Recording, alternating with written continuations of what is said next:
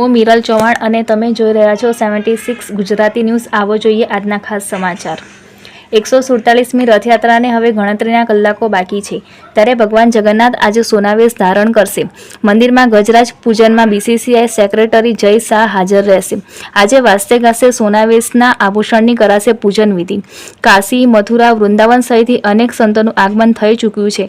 આજે સવારથી જ જગન્નાથ મંદિરમાં ભક્તોની ભીડ હતી, કારણ કે ભગવાન જગન્નાથજી સરસપુરથી તેમના મામાના ઘરે પરત ફર્યા હતા।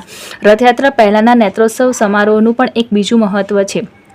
ભગવાનને મોસાળમાં એટલો લાડ લડાવવામાં આવ્યા હતા કે તેમની આંખો સૂજી ગઈ હતી, અને તેથી જ ભગવાન તેમના મામાના ઘરેથી તેમના મંદિરે પાછા ફરે છે। પછી પ્રાર્થના અને મંત્રોચ્ચાર સાથે પૂજા કર્યા પછી તેમની આંખો પર પટ્ટી બાંધવામાં આવે છે। આ માર્ગ બાંધવાની વિધિ નેત્રોત્સવ વિધિ કહેવાય છે। આ રથયાત્રામાં 18 ગજરાજનો સમાવેશ થશે। 101 ટ્રકમાં વિવિધ સાંસ્કૃતિક ઝાંખી જોવા મળશે।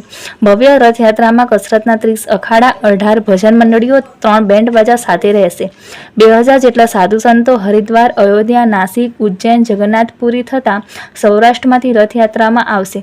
30,000 કિલો મગ, 500 કિલો જાંબુ, 500 કિલો કેરી, 400 કિલો કાકડી, દાડમ પ્રસાદી ભક્તોને વહેંચવામાં આવશે।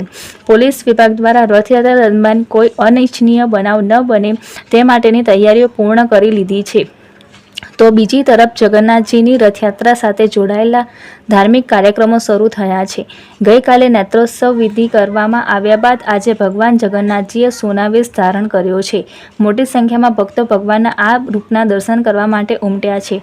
Report Jignesh Makwana, 76 Gujarati news, Ahmedabad.